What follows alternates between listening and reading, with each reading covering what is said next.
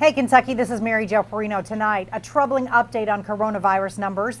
Education groups have concerns over back-to-school plans, and Western Kentucky is talking a little smack on Twitter. All that and more is next on Hey, Kentucky.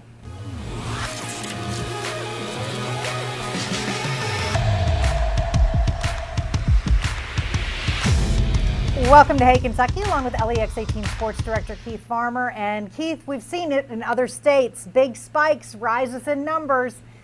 Kentucky's now got back-to-back days of big numbers.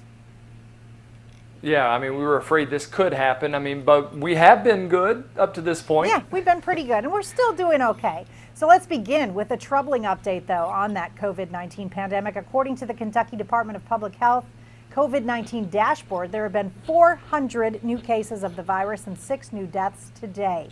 That marks the single highest number of daily cases so far during the pandemic. That brings our state totals to 17,919 cases and the death total to 608 people.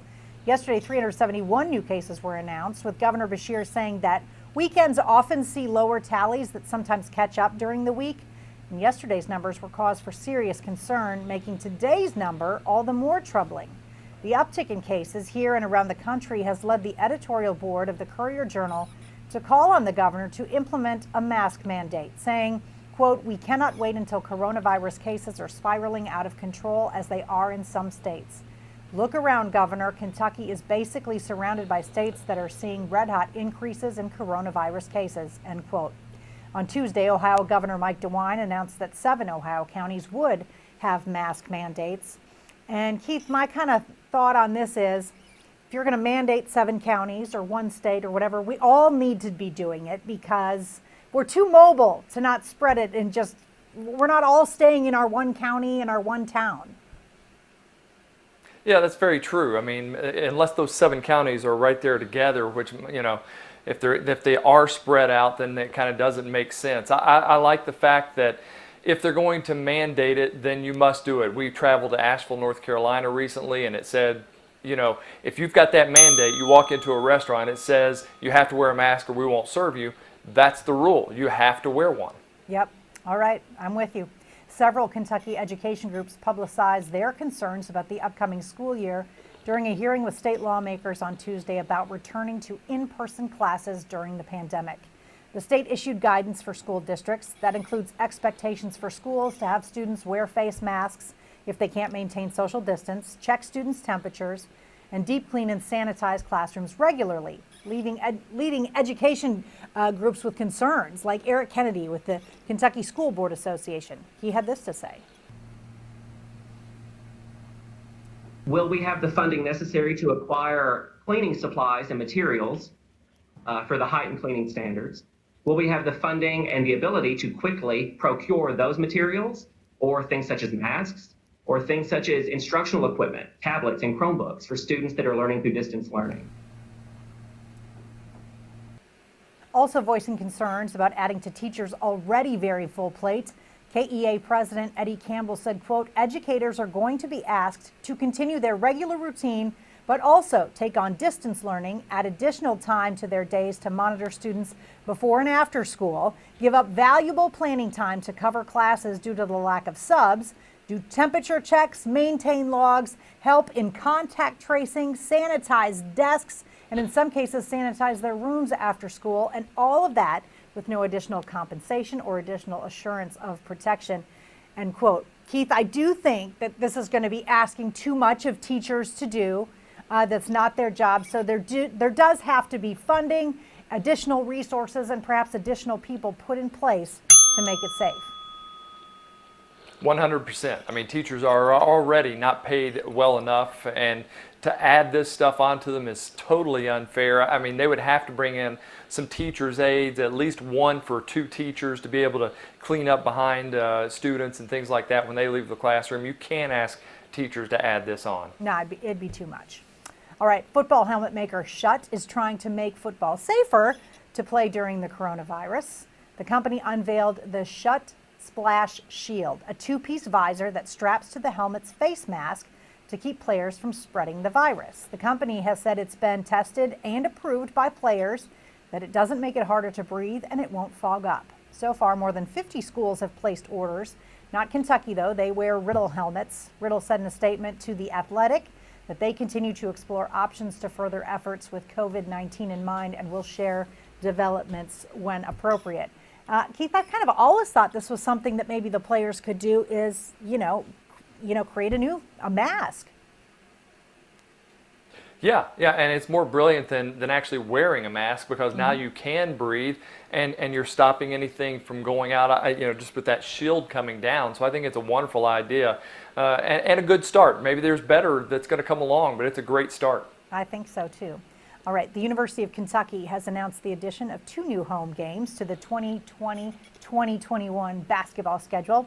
First of all, UAB, led by new head coach Andy Kennedy, will come to Rupp December 6th. And the Thundering Herd of Marshall will follow on the 29th of December. The 2 new additions officially give Kentucky 12 non-conference games, 8 of those at home, and the only non-conference true road game is at the Yum Center in Louisville.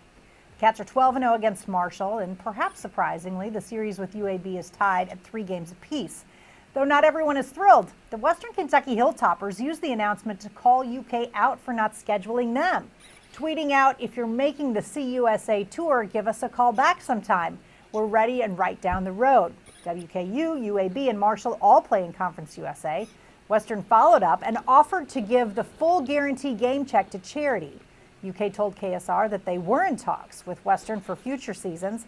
The last time the Hilltoppers came to Rupp, they handed Tubby Smith's Cats a 12-point loss in 2001. I remember that game, Keith. But listen, why not? Why not give Western one of those games, especially if all the money was going to go to charity? I love this. I love this idea. And not only that, I think UK every year should have 2 in-state programs. I'd love to see Moorhead and Northern Kentucky come in one year. The next year have Murray and now Bellarmine, who's Division I. I mean, it would be great. And then Western and, whoever. Make it a nice little cycle and bring 2 in a year. I don't think that's too much to ask. Now, and Western really wants this to happen. In fact, they were talking about starting, an ongoing series with all the money going to charities, which would be awesome. Which would be great, yeah, no doubt about it. In fact, remember, Louisville went to Western Kentucky and played there once. I think that'd be cool to see too.